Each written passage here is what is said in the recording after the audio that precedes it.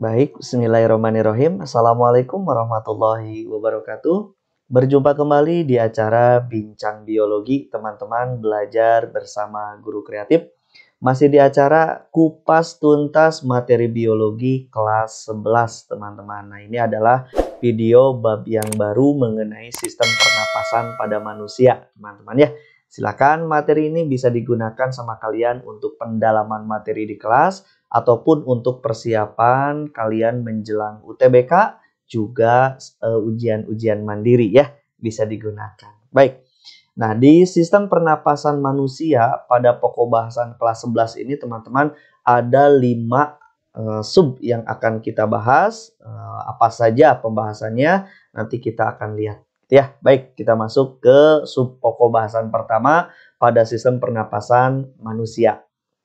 Jangan lupa like, comment, and subscribe.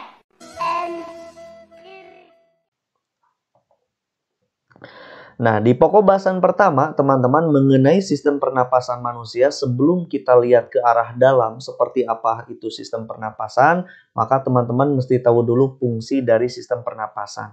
Nah, yang pertama, teman-teman, ketika kita berbicara fungsinya, maka fungsi utama dari sistem pernapasan tentu dia untuk bernapas, gitu ya. Nah, bernapas di sini maksudnya apa? Di sana maksudnya adalah adanya proses pertukaran antara oksigen dengan karbon dioksida, teman-teman. Jadi oksigen dibutuhkan oleh tubuh, karbon dioksida hasil metabolisme siap untuk dikeluarkan dari tubuh, gitu ya. Maksud pernapasan di sana. Oke. Yang kedua, fungsinya adalah untuk membaui sesuatu, teman-teman. Misalkan teman-teman bisa merasakan aroma parfum, gitu ya.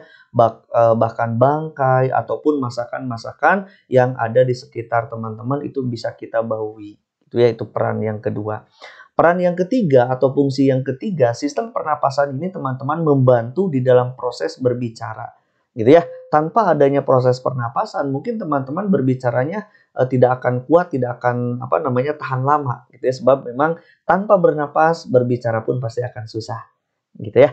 Nah, yang keempat, fungsi utama dari pernapasan yang selanjutnya adalah untuk adaptasi tubuh, teman-teman. Nah, ini yang terpenting gitu ya. Artinya, adaptasi di sini adalah bisa mengalirkan udara, teman-teman. Bisa mengalirkan udara sesuai apa? Sesuai suhu tubuh kita, gitu ya. Dan melembabkannya sesuai dengan kondisi tubuh kita. Nah, ini perlu, teman-teman, sebab ketika udara dari luar masuk ke dalam tubuh ternyata suhunya berbeda, itu nantinya bisa terjadi sesuatu yang ada di dalam tubuh kita menjadi sesuatu yang memang abnormal. Contoh, jadi cegukan, gitu ya, bisa jadi seperti itu. Artinya, adanya sistem pernapasan itu membantu proses adaptasi kondisi suhu udara di luar dengan udara ketika masuk ke dalam tubuh, gitu ya.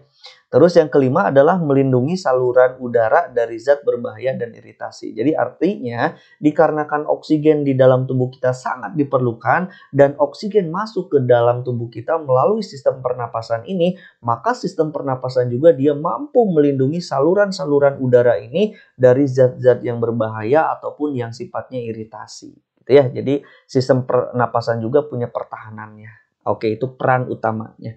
Nah, adapun teman-teman berbicara organnya, nanti kita akan lihat ada organ pertama di dalam sistem pernapasan itu bisa diperhatikan sama teman-teman, yaitu ada rongga hidung, ada faring, ada laring, gitu ya, trakea, bronkus, bronkiolus, alveolus. Inilah yang akan kita bahas di dalam sistem pernapasan. Oke, kita bahas satu persatu ya. Baik, kita akan masuk ke rongga hidung, teman-teman. Kita lihat apa saja di rongga hidung.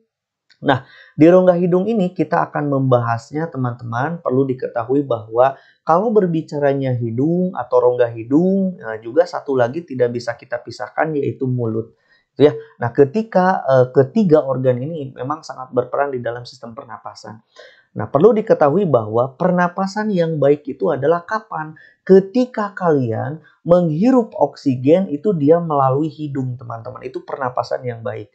Dan mengeluarkannya lewat apa? Mengeluarkannya yaitu salah satunya adalah karbon dioksida mesti lewat mulut. Ini adalah konsep utama ketika kita ingin lihat pernapasan yang baik itu seperti apa. Harusnya seperti ini nih. Gitu ya. Nah, yang kedua, pada rongga hidung, kenapa mesti menghirup udara lewat hidung dan mengeluarkan lewat mulut? Sebab teman-teman, pada rongga hidung itu dia terdapat rambut-rambut hidung serta selaput lendir yang perannya atau yang punya fungsi dia untuk menyaring debu. Kebayang tidak sama kalian ketika kalian menghirup udara lewat mulut gitu ya, itu penyaringnya tidak sekuat seperti halnya ada di hidung gitu ya. Selain itu nanti debu-debu itu dia akan melekat gitu ya. Debu itu akan lengket, akan menempel ke ke bagian-bagian lendir yang ada di daerah hidung. Itu yang nantinya dia akan mengering menjadi kotoran hidung gitu ya. Nah, selain itu di rongga hidung juga dia mengatur suhu udara pernapasan, teman-teman, berbeda ketika masuk lewat mulut gitu ya. Nah, di hidung nanti kita akan membahas di dalamnya ada yang mampu berperan merubah suhu udara lingkungan gitu ya. Misalkan yang sifatnya dingin ketika masuk ke dalam tubuh kita itu bisa dirubah suhu tubuhnya. Nah, oleh siapa? Nanti kita bahas oleh bagian di hidung kita gitu ya. Nah, dari gambar teman-teman bisa diperhatikan bahwa di rongga hidung kita itu ada pertahanan pertama, ada yang disebut sebagai lendir, yang kedua ada teman-teman yang disebut rambut-rambut hidung. Nanti di daerah permukaan atas dari hidung kita ada yang disebut sebagai silia saraf pembau. Jadi ini berperan menangkap senyawa-senyawa kimia, teman-teman gitu ya. Senyawa kimia tersebut nanti akan diteruskan ke saraf pembau atau dalam hal ini adalah saraf olfaktorius gitu ya, yang nantinya diedarkan ke mana? Ke otak, diterjemahkan itu bau apa. Nah, di hidung kita itu ada saraf-saraf olfaktorius gitu ya, yang berperan mengirimkan sinyal kimiawi ke otak kita sehingga mampu diterjemahkan bahwa itu bau apa. Seperti itu ya. Nah, yang selanjutnya teman-teman, tadi yang disebutkan sama saya bahwa dari rongga hidung ketika udara sudah masuk ke rongga hidung, nanti udara akan masuk ke konka. Nah, ini yang akan saya bahas. Bahwa di rongga hidung itu ada bagian yang disebut sebagai konka, teman-teman, ini gitu ya. Jadi saat udara masuk ke daerah rongga hidung, maka melewati daerah konka ini, teman-teman, maka konka ini dia akan mengatur temperatur udara yang tadinya udara yang dihirup dingin gitu ya. Nanti dia dilembabkan masuk ke dalam tubuh kita itu sudah sesuai dengan suhu tubuh kita. Jadi diatur lagi suhunya gitu ya, dihangatkan suhunya sehingga kita ketika masuk ke dalam tubuh kita tidak kaget dengan suhu yang masuk. Gitu ya. Selain itu konka juga dia mampu menyaring benda-benda asing gitu ya yang terhirup bersama udara yang masuk. Nah, itu keren sekali kan ya. Nah, di sini ada konka yang berperan menghangatkan udara dari luar yang masuk ke dalam tubuh kita. Nanti selain nanti ada rambut-rambut hidung yang berperan menyaring gitu ya. Jikalau ada debu-debunya, juga ada selaput lendir yang nanti akan menempelkan debu yang masuk ke dalam rongga hidung kita. Seperti itu ya. Itu dia teman-teman yang pertama yang berbicara hidung, rongga hidung ataupun mulut gitu ya. Nah, konka ini teman-teman kenapa dia tambahannya bahwa dia berperan mengatur suhu tubuh, sebab teman-teman di daerah konka ini banyak pembuluh darah yang sangat bersentuhan dengan membran luar dari rongga hidung kita. Jadi berdekatan sekali, akibatnya dia dikarenakan banyak pembuluh darah dia mampu menghangatkan udara yang masuk. Gitu ya, itu dia konka. Oke, itu yang pertama. Kita masuk ke yang kedua, yaitu organ yang kedua adalah faring, teman-teman. Kita lihat. Nah, ini dia faring. Nah, berbicara organ yang kedua, yaitu faring, teman-teman, bahwa faring itu dia merupakan rongga persimpangan. Persimpangan antara apa? Saluran pencernaan dengan saluran pernapasan. Nah, seperti itu ya. Nanti ada saluran ke rongga hidung, persimpangan antara pencernaan dengan pernapasan. Bisa dilihat di gambar teman-teman. Jadi faring itu dia daerahnya mulai dari ujung belakang dari pernapasan kita. Nanti akan bertemu ke daerah bawah yang akan bertemu dengan sistem pernapasan dan sistem pencernaan. Jadi persimpangannya dia disebut sebagai faring. Bagiannya itu ada 3 teman-teman. Ada nasofaring, ada orofaring, ada hipofaring. Nah, ini dia yang daerah teratas dekat dengan rongga hidung namanya nasofaring. Turun ke bawah yang berdekatan dengan rongga mulut gitu ya. Itu dia orofaring, dan yang berdekatan dengan sistem pernapasan juga pencernaan itu ada daerah yang disebut sebagai hipofaring. Belakangnya esofagus ini akan masuk ke daerah sistem pencernaan, depannya trakea akan masuk ke dalam sistem pernapasan gitu ya. Nah, pada percabangan antara saluran pencernaan dengan pernapasan, teman-teman, terdapat ada yang disebut sebagai epiglotis. Nanti di sini kita akan bahas ya. Epiglotis itu letaknya itu persis di daerah laring. Nanti kita akan bahas di sini ya. Di daerah laring ada epiglotis. Nah, epiglotis ini teman-teman dia menjaga agar makanan tidak masuk ke dalam sistem pernapasan. Nah, bagaimana prosesnya? Nanti di laring akan saya perjelas lagi gitu ya. Oke, nah ini ada epiglotis. Nah, nanti epiglotis ini dia merupakan suatu saluran yang mengalirkan udara gitu ya dari hidung yang berbatasan dengan faring kan ya di sininya ya. Nanti ketika udara dari faring sudah siap dimasukkan ke dalam laring, nanti dimasukkan ke dalam laring di sini, nanti udara bisa masuk ke laring lalu ke trakea gitu. Jadi disimpangkan dulu di faring lalu masuk ke laring sini ya. Nah, seperti itu. Nah, yang kedua teman-teman saya akan bahas langsung yaitu daerah yang disebut sebagai laring. Organ pernapasan yang selanjutnya ada yang disebut sebagai laring. Laring itu bahasa Indonesianya sering dikenal dengan nama pangkal tenggorokan teman-teman. Gitu ya. Ini dia pangkal tenggorokan atau pangkal trakea. Dia merupakan penghubung antara faring dengan trakea. Jadi trakea ini dihubungkan dengan faring, itu dia penghubungnya adalah laring ini. Gitu. Jadi di dalam laring itu ada apa? Ada epiglotis, ada supraglotis, ada pita suara, ada glotisnya sendiri, ada subglotis gitu ya. Nah, ini dia bagian-bagian dari laring. Nah, perlu diketahui sama kalian bahwa kotak suara, teman-teman, atau pita suara itu dia terdapat di dalam laring ini. Gitu ya. Makanya ada yang menyebutkan laring itu disebut juga sebagai kotak suara. Nah, kenapa? Karena di laring dia terdapat pita suara, teman-teman, dan katup yang disebut sebagai katup epiglotis yang memisahkan antara saluran makanan dengan saluran udara. Itu dia perannya ya. Seperti itu. Jadi bisa diperhatikan di sini. Ini dia laring, jadi ada pita suara. Jadi pita suaranya ada di laring. Ingat-ingat teman-teman, kita bisa mengeluarkan suara seperti ini sebab ada laring. Nanti laring itu pita suara antara laki-laki dengan perempuan itu pita suaranya berbeda, gitu ya. Laki-laki itu pita suaranya lebih tebal, sedangkan perempuan dia lebih tipis. Makanya perempuan itu lebih cempreng, gitu ya, suaranya dibandingkan laki-laki. Nah, seperti itu ya. Itu dia berbicara faring dan laring. Oke, faring dan laring sudah, kita masuk ke trakeanya. Selanjutnya udara akan dialirkan ke bagian yang disebut sebagai trakea atau batang tenggorokan, teman-teman ya. Nah, di batang tenggorokan atau di trakea perlu diketahui bahwa trakea itu dia merupakan organ yang berbentuk tabung, teman-teman, atau pipa, mirip banget seperti pipa gitu ya.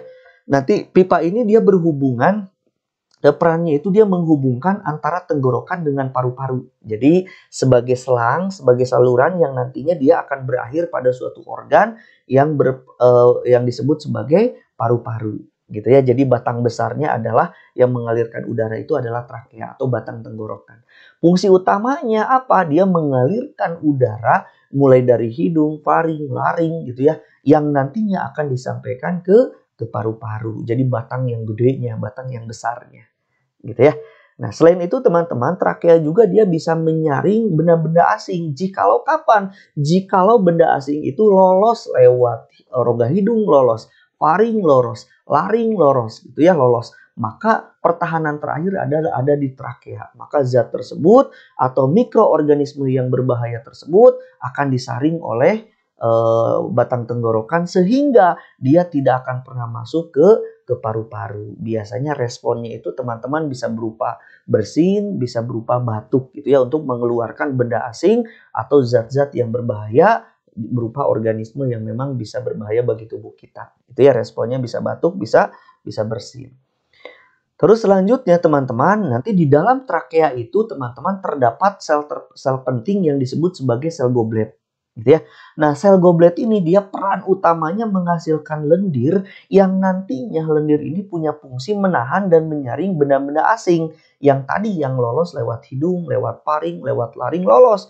Maka sel goblet ini menghasilkan lendir untuk menjebak zat-zat yang berbahaya itu. Nanti kemudian selanjutnya teman-teman, selain ada sel-sel goblet, bahwa di sel tenggorokan juga teman-teman ada silia-silia kecil, ada rambut-rambut kecil gitu ya yang melapisi trakea. nanti silia ini dia akan membawa benda asing tersebut kembali ke atas menuju ke mulut, gitu ya. Agar dapat ditelan, nanti dihancurkan di lambung kalau mau ditelan, gitu ya. Dihancurkan oleh lambung. Kalau tidak ditelan, maka responnya biasanya berupa batuk atau bersin untuk dikeluarkan, gitu ya. Oke, nah selanjutnya teman-teman, trakea kita itu nanti terdiri dari 3 lapisan, gitu ya. Nanti ada lapisan yang disebut sebagai lapisan paling dalam, teman-teman. Lapisan paling dalam itu dia berisi jaringan epitel, gitu ya. Nah, epitelnya itu khusus pada batang tenggorokan ini dia epitel berlapis semu bersilia. Nah, ada silia-silianya yang memiliki lendir yang nantinya tadi menjebak, gitu ya, kotoran ataupun zat-zat yang berbahaya. Jadi ada yang disebut sebagai jaringan epitel, ini lapisan terdalamnya. Terus di lapisan tengahnya itu dia berisi tulang rawan, teman-teman. Tulang rawannya itu berbentuk cincin. Namun cincinnya itu, perhatikan sama kalian bahwa cincinnya itu terputus, tidak menyambung begini. Cincin namun cincinnya terputus. Jadi ada putus. Di sini diisi oleh jaringan ikat, gitu ya.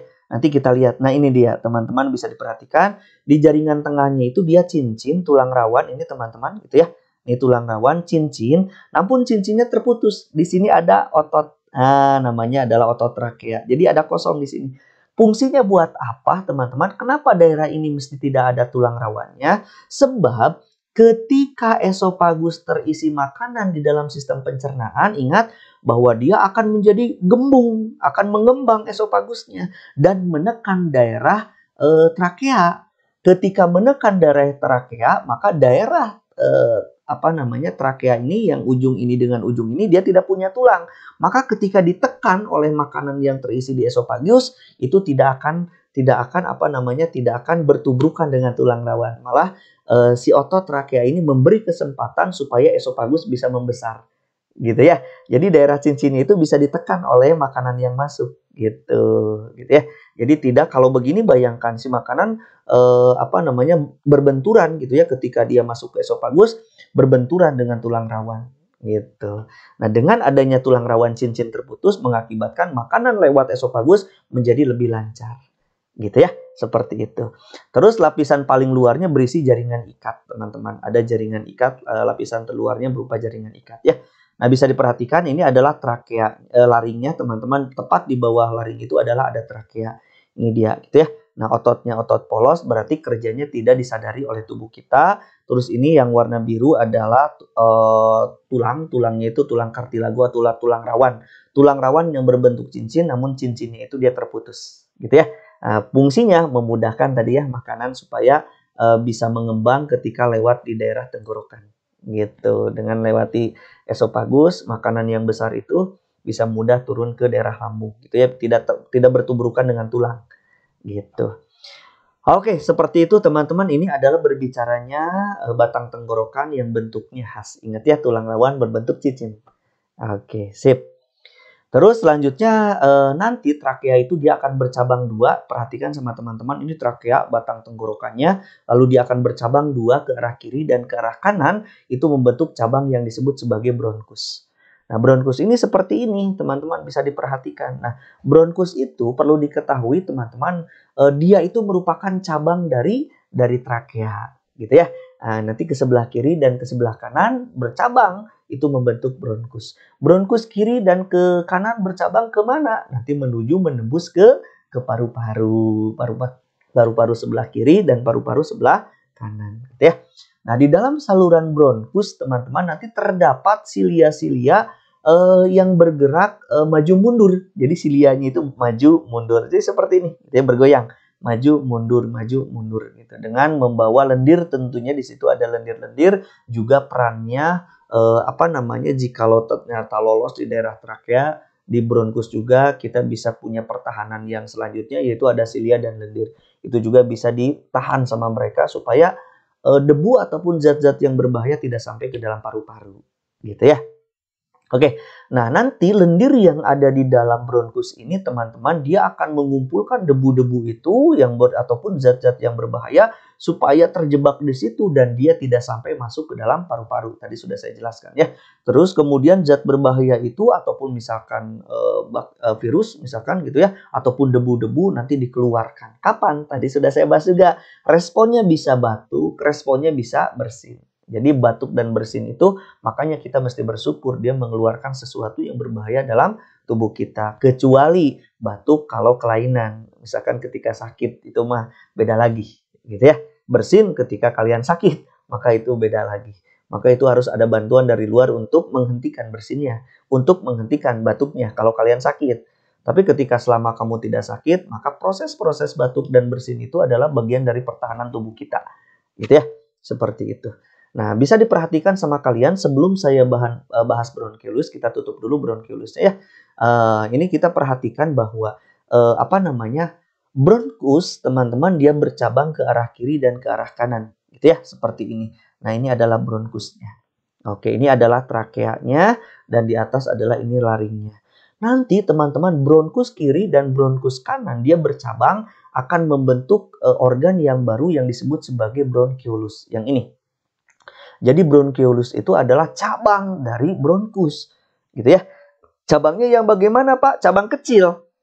Jadi kalau trakea besar bercabang mengecil menjadi bronkus, bronkus mengecil lagi bercabang menjadi bronkiolus, gitu ya.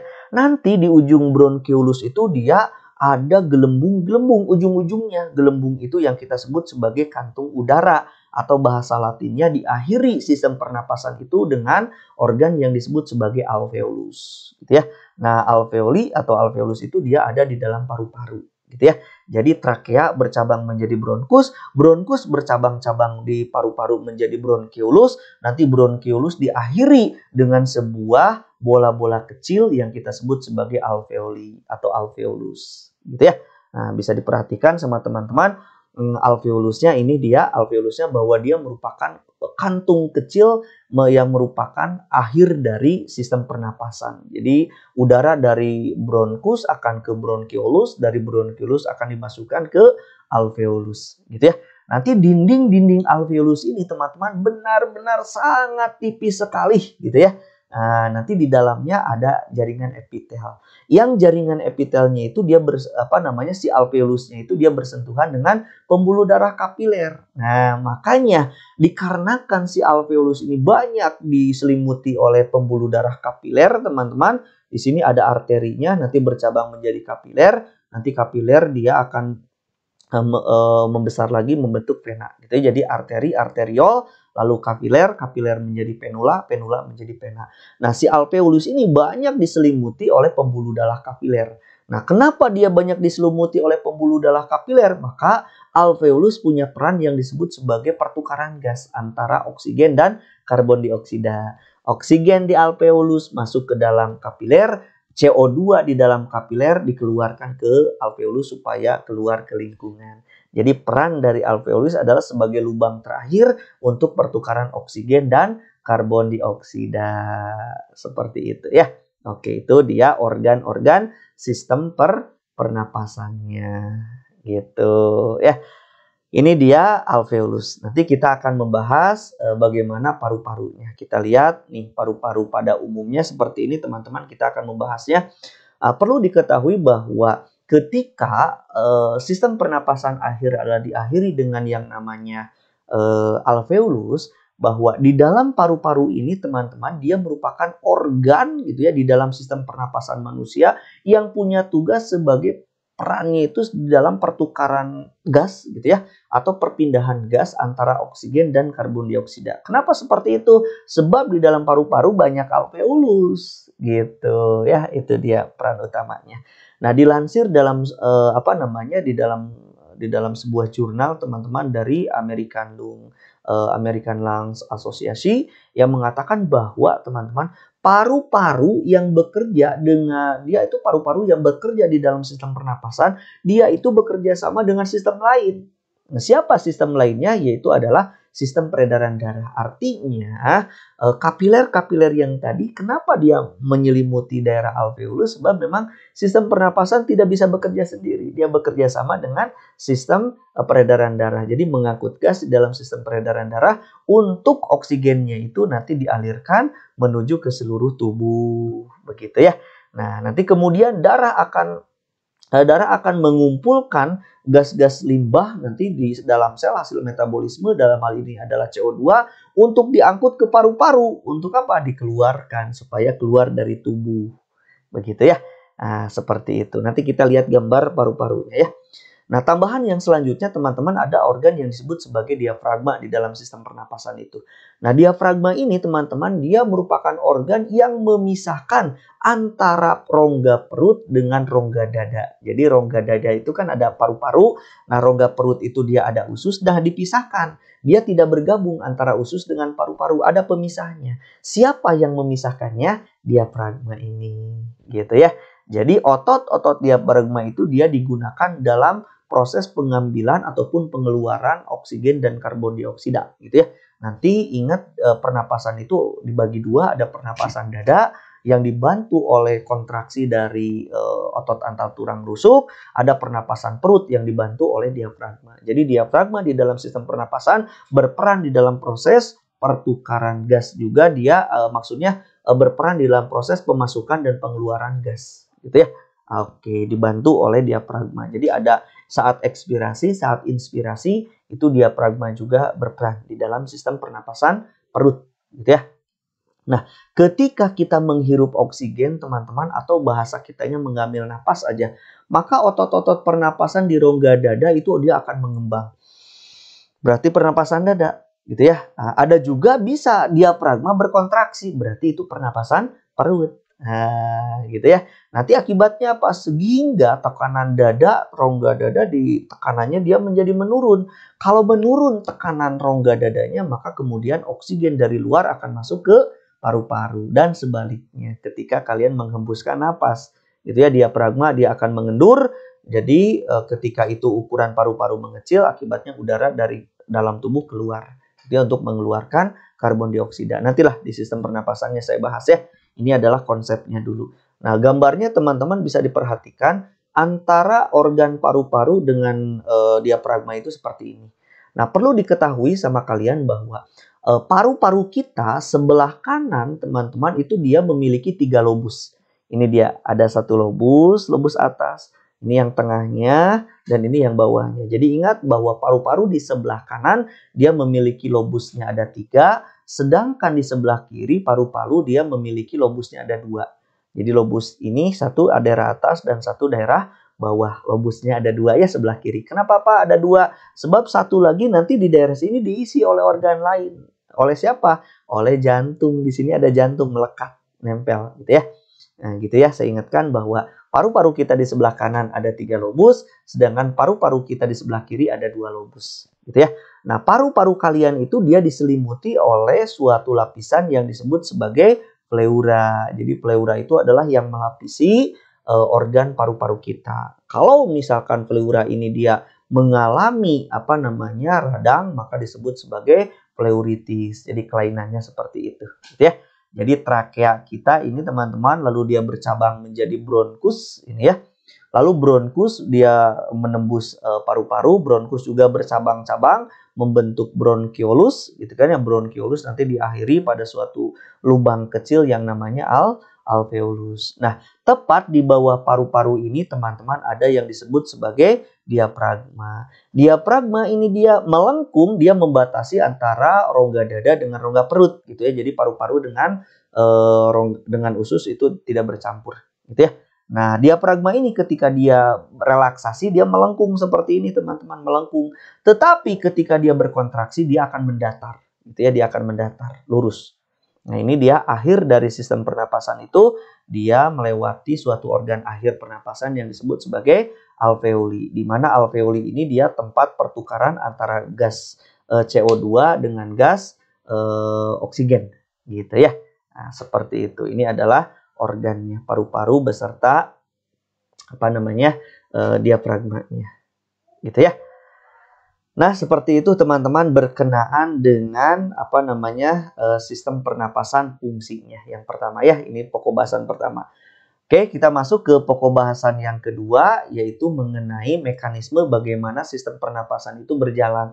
Nah, mekanisme pernapasan teman-teman perlu diketahui bahwa proses pernapasan itu ada 2 proses penting. Yang pertama ada proses pengambilan udara, yang kedua adalah ada proses pengeluaran udara. Berarti ada inspirasi, ada ekspirasi gitu ya. Nah, ketika kalian melakukan suatu proses pernapasan, itu ada dua kemungkinan. Bisa melakukan pernapasan dada, bisa melakukan pernapasan perut. Kita bahas dulu ya. Nah, ini yang tadi saya jelaskan. Bahwa ketika kita melakukan suatu pernapasan dada, maka ada dua kemungkinan juga. Bisa saat kalian melakukan inspirasi, bisa saat kalian melakukan ekspirasi. Kalau saat kalian inspirasi apa? Ketika otot-otot sela-sela tulang rusuk eksternal, teman-teman, saat inspirasi itu memasukkan udara, yang berkontraksi siapa? Yaitu otot sela rusuk eksternalnya. Dia berkontraksi yang mengakibatkan rongga dada membesar. Ketika rongga dada membesar, tekanan udara paru-paru menurun yang mengakibatkan udara dari luar masuk. Nah, ini dia perlu diperhatikan sama kalian. Ketika dalam keadaan pernapasan dada ini yang internal, siapa yang berkontraksi? Yaitu otot interkostalis, teman-teman. Jadi otot interkostalis itu atau tulang rusuk daerah eksternal, dia berkontraksi. Berkontraksinya tulang rusuk interkostalis ini, bagian eksternal berkontraksi ini dia melebar. Lihat, perhatikan. Ini jadi jarak antara tulang atas dengan tulang bawah itu jaraknya jadi menjauh. Ini artinya berkontraksi. Artinya otot interkostal eksternal berkontraksi. Kalau otot interkostal eksternal berelaksasi, maka dia jarak antara tulang atas dengan tulang rusuk yang bawah dia pendek jaraknya. Gitu ya. Ini sedang relaksasi. Nah, ketika otot sela rusuk eksternal atau otot interkostal eksternal berkontraksi, maka dia inspirasi. Gitu ya. Dan sebaliknya, ketika kalian melakukan ekspirasi, maka otot sela-sela iga internalnya, teman-teman, yang berkontraksi, berarti di daerah dalamnya. Ini kan daerah eksternal, jadi di daerah dalamnya yang berkontraksi. Kalau daerah dalamnya berkontraksi, maka itu dia ekspirasi. Ketika daerah tulang rusuk internalnya berkontraksi, teman-teman, maka rongga dada dia mengecil, menciut, maka tekanan di paru-paru membesar mengakibatkan udara di paru-paru dia keluar. Begitu ya. Jadi ingat ya. Kalau otot interkostalis eksternal berkontraksi, berarti inspirasi. Kalau otot interkostalis internal berkontraksi, dia ekspirasi. Gitu ya. Jadi internal yang berkontraksi, ekspirasi. Eksternal yang berkontraksi, inspirasi. Itu pernapasan dada. Jadi menggunakan otot-otot antar tulang rusuk. Gitu ya. Nah, yang kedua ada pernapasan yang disebut sebagai pernapasan perut, teman-teman. Nah, kalau menggunakan pernapasan perut, maka kita bertolak lagi, bukan lagi ke otot antar tulang rusuk yang berkontraksi, tapi ada organ lain yang disebut sebagai diafragma. Nah, ini diafragma kita, tepat di bawah dari paru-paru ya. Oke, nah saat melakukan inspirasi pernapasan perut, teman-teman, yang berkontraksi itu adalah diafragma berkontraksi yang mengakibatkan apa? Kontraksinya diafragma mengakibatkan diafragma kita mendatar. Awalnya melengkung, dia menjadi mendatar. Melengkung berarti relaksasi, mendatar berarti dia berkontraksi. Gitu ya. Berkontraksinya diafragma mengakibatkan volume dada dia membesar. Kalau volume dada dia membesar, maka tekanan paru-paru menurun. Ketika tekanan paru-paru menurun, maka udara bisa masuk, gitu ya. Sedangkan kebalikannya, ketika ekspirasi, maka otot-otot diafragma dia berelaksasi. Relaksasinya diafragma, maka dia berbentuk melengkung posisinya. Kembali ke semula, gitu ya, melengkung lagi, tidak mendatar, gitu ya. Bentuk dari diafragma dia ke posisi semula atau dia melengkung. Volumenya bagaimana? Rongga dadanya menyimpit, mengakibatkan tekanan udara di paru-paru membesar. Tekanan udara di paru-paru membesar mengakibatkan apa? Udara menjadi keluar. Jadi ingat ya, pernapasan dada menggunakan kontraksi antar tulang rusuk, otot-otot antar tulang rusuk. Pernapasan perut menggunakan kontraksi dan relaksasi dari diafragma. Gitu ya, jangan lupa. Oke, nah gambar selanjutnya bisa diperhatikan sama teman-teman ketika kita sedang melakukan proses yang disebut pernapasan dada. Maka seperti ini, yang berperan adalah otot antar tulang rusuk. Gitu ya. Oke, ini saat dia inspirasi, maka otot antar tulang rusuk yang tadi bagian eksternal berkontraksi. Akibatnya rongga dadanya membesar, tekanan di paru-paru mengecil, udara masuk, gitu ya. Nah, ekspirasinya kebalikan, otot antar tulang rusuknya dia relaksasi. Akibatnya rongga dada mengecil. Rongga dada mengecil, tekanan membesar. Akibatnya udara keluar. Gitu ya. Ini pernapasan dada. Kalau pernapasan perut, otomatis dia menggunakan diafragma. Diafragma berkontraksi berarti inspirasi. Diafragma dia berelaksasi berarti dia diafragma mendatar maksudnya dia berkontraksi, diafragma melengkung berarti dia berelaksasi. Gitu ya. Oke, nah ini ketika pernapasan perut. Jadi mendatar nih diafragmanya, maka ini inspirasi. Kontraksi kalau mendatar diafragmanya berarti dia inspirasi. Ketika diafragmanya melengkung, maka dia relaksasi. Relaksasinya berarti ekspirasi. Gitu. Itu pernapasan ya. Perut ataupun dada sudah saya bahas. Baik, yang ketiga teman-teman ada yang disebut sebagai volume udara pernapasan. Nah, berdasarkan ketika kalian sudah bernapas, inspirasi dan ekspirasi, maka kita bisa catat volume udara pernapasan ketika kamu inspirasi ataupun ketika kamu ekspirasi. Yang pertama teman-teman ada yang disebut sebagai kapasitas vital. Mana kapasitas vital? Ini dia teman-teman, ini adalah kapasitas vital. Nah, kapasitas vital kita itu mulai dari ujung sini sampai ke ujung sini. Berarti yang ikut siapa? Berarti di sini kapasitas vital itu dia menggandung volume udara cadangan inspirasi, gitu ya. Terus dia mengandung volume udara tidal, terus dia mengandung volume cadangan ekspirasi. Kalau dirumuskan, dia mengandung udara pernapasan biasa atau tidal, dia mengandung udara komplementer atau UK, dia mengandung udara cadangan atau dia ekspirasi. Gitu ya. Nah, dijumlahkan ada 3 ini. Maka jumlahnya berapa? Kalau volume cadangan inspirasi 1500, volume tidal dia 500, kalau volume cadangan ekspirasi dia 1500, maka kapasitas vital gabungan dari ketiganya dia sekitar 3500. Jadi volume kapasitas vital itu adalah volume keseluruhan udara yang dapat bergerak di dalam paru-paru, teman-teman. Gitu ya. Dimana di dalamnya ada udara tidal atau udara pernapasan, ada udara komplementer atau cadangan inspirasi, atau udara yang ketiga ada udara cadangan atau suplementer, gitu ya, atau ekspirasi. Oke, yang kedua ada yang disebut sebagai kapasitas vital. Kalau kapasitas vital atau teman-teman Oh, ini ada 2. Maaf, ini harusnya ada 1 ya. Ditulis lagi ini.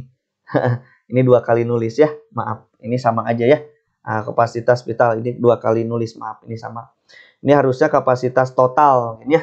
Nanti kita bahas apakah ada. Kalau total yang ini teman-teman, kapasitas total itu adalah gabungan dari ujung sini sampai ujung ke bawah. Jadi kapasitas total itu adalah kapasitas vital dijumlahkan dengan volume udara residu atau volume udara sisa keseluruhannya. Jadi 3.500 tambah 1.000, maka jadi 4.500 itu yang terdapat di dalam paru-paru kita. Gitu ya, itu dia volume total gitu atau kapasitas total. Ini diulang lagi, maaf ya.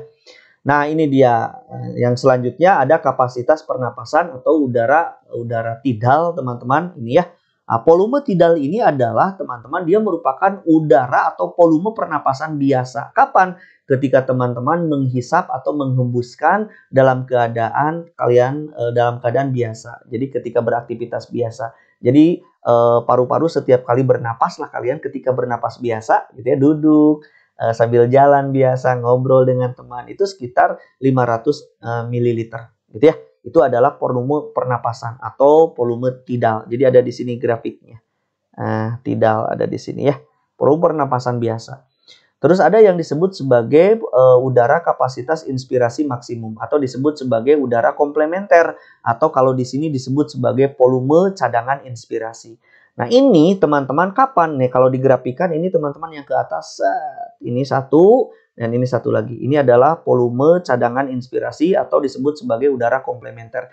Kapan ini? Grafik ini terbentuk kapan? Ketika kalian menghisap ketika sudah melakukan pernapasan biasa, inspirasi biasa normal, terus kalian melakukan inspirasi secara maksimum. Jadi setelah melakukan pernapasan biasa, kalian inspirasi maksimum gitu ya, secara maksimum, memasukkan udara secara maksimum. Nah, itu yang kita sebut sebagai udara komplementer atau cadangan inspirasi. Berapa gitu ya? itu sekitar besarannya 1.500 ml. Nah, jadi ketika inspirasi maksimum, ya. Nah, yang kedua kebalikannya ada yang disebut sebagai kapasitas ekspirasi maksimum atau disebut udara cadangan atau di sini disebut volume cadangan ekspirasi. Grafiknya yang bawah ini, teman-teman. Nah, ini dia atau disebut sebagai udara suplementer ini ya. Nah, ini dia. Ini kapan terbentuk? Ketika kalian setelah bernapas biasa lalu mengeluarkan udara dari paru-paru semaksimal mungkin. Ekspirasi semaksimal mungkin. Sampai habis. Gitu ya, dikeluarkan. Maka terbentuk gambar bawah ini, ke bawah. Itu mengeluarkan udara sebesar 1.500. Nah, itu disebut sebagai udara cadangan atau suplementer atau cadangan ekspirasi. Terus ada yang disebut sebagai udara residu, teman-teman, atau UR, yang ini volume sisa atau ya udara sisa. Nah, udara residu ini atau volume sisa ini yang besarannya 1000 ml ini, teman-teman, dia merupakan volume udara yang tertinggal di dalam paru-paru sesudah ekspirasi maksimum. Jadi ketika kamu mengeluarkan udara semaksimal mungkin, itu tetap akan tersimpan di dalam paru-paru untuk menjaga alveolus supaya tidak kempis. Gitu ya. Nah, itu yang disebut sebagai udara residu atau udara volume udara sisa. Ah, seperti itu ya, volume udara sisa. Dan yang terakhir, nah ini kapasitas total. Tadi ini terulang 2 kali ya.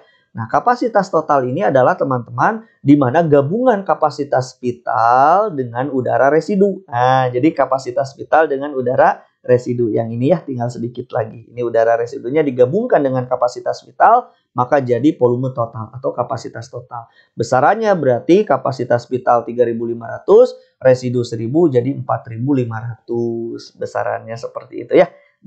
Grafiknya seperti ini, teman-teman. Mohon perhatikan grafik tidal yang ini yang ke atas adalah udara komplementer atau cadangan inspirasi, yang ke bawah adalah udara suplementer atau cadangan ekspirasi, yang gabungan antara inspirasi, tidal, dan ekspirasi kapasitas vital namanya.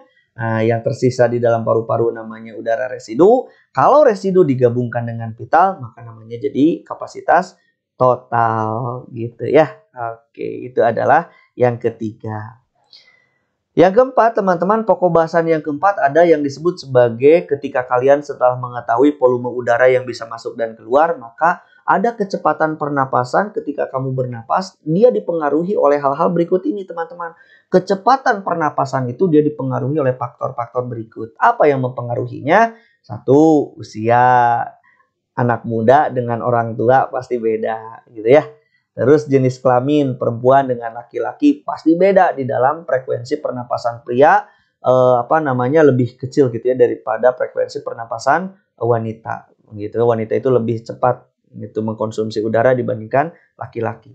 Terus aktivitas orang yang sedang duduk berbeda dengan ketika orang beraktivitas bekerja keras. Pasti pernapasannya berbeda, kecepatan pernapasannya berbeda. Otomatis ya. Terus posisi tubuh, ketika pernapasan orang yang berbaring, teman-teman, dia akan lebih cepat daripada orang yang duduk ataupun berdiri, gitu ya. Terus yang mempengaruhi yang lainnya adalah kadar O2 dan CO2 di dalam tubuh kita tentunya. Ketika kekurangan O2 di dalam tubuh, maka kecepatan pasti dia akan bertambah. Sedangkan jika konsentrasi CO2 bertambah, sama gitu ya, dia pun kecepatan pasti akan bertambah pula. Seperti itu. Jadi kalau kekurangan O2 dia kecepatannya meningkat pernapasannya. Kalau bertambah CO2 maka sama kecepatannya juga bertambah. Gitu ya. Jadi O2 harus berkurang, CO2 harus bertambah. Kecepatan pasti meningkat. Begitu. Terus selanjutnya ada yang mempengaruhi itu adalah suhu tubuh, teman-teman. Jadi makin tinggi suhu tubuh semakin cepat pula frekuensi pernapasan. Gitu ya. Terus selanjutnya ada emosi. Ketika kalian emosi dengan bersabar beda. Terus ada rasa sakit, ada ketakutan, itu pun mempengaruhi. Terus ketinggian tempat, berbeda ya ketika ada di pegunungan dengan di daratan rendah, itu beda pasti kecepatan pernapasannya. Ini dia teman-teman ya, jadi yang mempengaruhi kalian melakukan proses pernapasan, kecepatannya dipengaruhi oleh hal-hal ini. Seperti itu ya.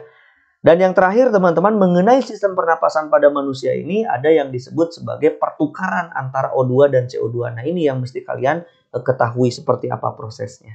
Nah pertukaran oksigen dan CO2 itu menyangkut 2 hal. Yang pertama kita bahas dulu bagaimana proses pengangkutan oksigen gitu ya yang terjadi di dalam tubuh kita. Nah, oksigen diangkut teman-teman dalam dua bentuk, ingat-ingat. Di dalam tubuh kita oksigen diangkut menuju ke sel-sel tubuh dalam dua bentuk. Satu, sekitar 1,5%-nya berarti sedikit banget oksigen dalam tubuh kita itu larut dalam plasma darah. Sedikit banget. Yang kedua, paling banyak oksigen itu di dalam tubuh kita sekitar 98,5% oksigen diangkut dalam tubuh kita itu dalam bentuk oksihemoglobin atau HbO2. Artinya, oksigen yang masuk ke dalam tubuh kita diikat oleh Hb. Hb ada di mana? Ada di eritrosit. Jadi eritrosit mengikat O2 dalam bentuk HbO2. Jadi 98,5% itu oksigen dalam bentuk oksihemoglobin. Gitu ya, diikat oleh eritrosit untuk diedarkan ke seluruh tubuh. Ingat-ingat itu dia pengangkutan oksigen. Kita lihat gambarnya. Ini dia teman-teman. Nah, ini adalah berkenaan dengan pengangkutan oksigen. Kita konsentrasi ke oksigen dulu ya, jangan dulu ke CO2. Ini alveoli di paru-paru, oksigen kan sudah ada dari lingkungan ya. Masuk ke alveoli, lalu dia terjadi difusi antara oksigen dan CO2. Namun hari ini kita konsentrasi dulu ke O2. Oksigen dia masuk ke kapiler darah. Nah, tadi ya sedikit persennya dia larut di dalam plasma darah, ini CO2 ya. Jadi sebagiannya 1,5% dia larut di dalam plasma darah. Oke, 98,5-nya oksigen diikat oleh Hb yang ada di eritrosit ini teman-teman. Ini adalah sel darah merah diikat menjadi HbO2 gitu ya. HbO2 terus dibawa oleh siapa? Terus dibawa oleh eritrosit sampai nanti dia diedarkan ke jaringan-jaringan tubuh kita. Jadi HbO2-nya akan dipecah lagi menjadi oksigen dan Hb. Oksigennya kemana? Akan masuk ke sel-sel tubuh kita. Gitu ya. Nanti ditukarkan dengan CO2. Nah, bagaimana CO2? Nanti kita lihat. Ya, ini adalah kita bahas dulu yang oksigen. Jadi ada yang larut dalam plasma. Yang paling besar adalah diikat Hb di dalam eritrosit. Gitu ya, ini reaksinya. Oke, yang kedua, sedangkan CO2 teman-teman diangkut di dalam tubuh kita itu dia dalam 3 bentuk. Satu, nah sekitar 7%-nya dia larut di dalam plasma, berarti lebih besar daripada oksigen ya. Yang larut di dalam plasma sekitar 7%. Yang kedua, 23%-nya CO2 dia diikat dalam bentuk karbominohemoglobin. Artinya CO2 diikat oleh Hb yang ada di dalam eritrosit. Ini teman-teman, CO2 diikat oleh Hb yang ada di eritrosit menjadi HbCO2 atau karbominohemoglobin yang besarannya sekitar 23%. Dan yang paling banyak CO2 diikat di dalam tubuh kita itu adalah dalam bentuk ion bikarbonat, teman-teman. Dalam bentuk HCO3. Jadi CO2-nya dia bereaksi dengan air yang ada di dalam tubuh kita. Berapa? Sekitar 70%, teman-teman. Gitu ya, dalam bentuk ion bikarbonat. Nanti kita lihat bagaimana reaksi pembentukan ion bikarbonatnya. Gitu ya. Jadi kalau CO2 ada berapa pengangkutan? Ada 3 pengangkutan. Larut dalam air, diikat oleh Hb membentuk karbominohemoglobin, diikat oleh air membentuk asam bikarbonat yang nantinya jadi ion-ion bikarbonat. Gitu ya, HCO3-. Nanti kita lihat. Oke, baik, kita lihat teman-teman. Coba perhatikan. Yang pertama CO2 dari jaringan tentu ya, bukan dari alveolus, tapi dari jaringan tubuh, hasil dari metabolisme CO2 diproduksi. Maka dia yang pertama bisa dilarutkan dalam plasma sekitar 7% tadi ya. Terus CO2 bisa diikat oleh siapa tadi? Oleh Hb, teman-teman, ingat-ingat. Dia CO2 yang ini bisa diikat menjadi Hb gitu kan ya. Menjadi apa? Menjadi HbCO2 tadi karbominohemoglobin. Ingat-ingat bisa menjadi karbominohemoglobin. Yang kedua ini diikat oleh Hb yang ada di eritrosit. Yang ketiga CO2 direaksikan dengan air. Menjadi apa? Menjadi ini dia asam karbonat gitu ya. Nah, asam karbonat ini teman-teman, jadi ketika air bergabung dengan CO2 ini, dia dibantu oleh enzim namanya karbonat anhidrase. Saya ulang, air bereaksi dengan CO2 yang reaksi ketiganya, itu pengangkutan ketiganya, dibantu oleh karbonat anhidrase menjadi asam karbonat. Asam karbonat ini teman-teman nanti dia dipecah. Oke, dia dipecah nih, ingat-ingat, dia dipecah menjadi apa? Menjadi ion bikarbonat dan melepaskan hidrogen. Hidrogennya kemana? Nanti diikat oleh Hb. Kan ini kalau hidrogen tidak diikat bisa jadi asam di dalam darah ya. Bahaya. H ini dia diikat oleh Hb menjadi HHB. Gitu ya. Jadi kesimpulannya bisa larut dalam plasma. CO2 bisa diikat oleh Hb menjadi HbCO2 atau karbaminohemoglobin. Dan yang paling banyak adalah bereaksi dengan air dibantu oleh enzim karbaminohemoglobin membentuk asam karbonat yang nantinya dipecah menjadi ion bikarbonat. Nah, ion bikarbonat dari eritrosit dia akan keluar menuju ke plasma, teman-teman. Lalu di plasma dia akan bergerak menuju ke paru-paru. Nanti kalau sudah bergerak mendekati paru-paru, maka ion bikarbonat ini masuk lagi ke dalam eritrosit. Berikatan lagi dengan hidrogen yang tadi diikat oleh Hb. Akibatnya kalau Hb sudah melepaskan hidrogen lagi, dia berikatan lalu membentuk H2CO3 lagi. H2CO3 dipecah lagi menjadi air dan CO2. CO2 nanti dia dimasukkan ke dalam alveolus untuk dikeluarkan. Nah, pengangkutannya begitu. Larut dalam air diikat oleh Hb menjadi HbCO2 atau karbaminohemoglobin dan diikat oleh air menjadi asam karbonat yang nantinya dipecah menjadi ion bikarbonat. Gitu ya. Oke, itu adalah pengangkutan CO2, teman-teman. Jadi ada berapa macam CO2? Ada 3 proses pengangkutan berbeda dengan oksigen. Gitu ya. Itu adalah materi mengenai sistem pernapasan. Sudah saya bereskan yang terjadi pada manusia. Mulai sub pertama sampai pokok bahasan terakhir. Bagaimana oksigen dan CO2 diangkut di dalam tubuh kita. Sudah saya jelaskan ya. Nah, itu saja teman-teman. Mudah-mudahan bermanfaat sistem pernapasan pada manusia. Terima kasih. Assalamualaikum warahmatullahi wabarakatuh.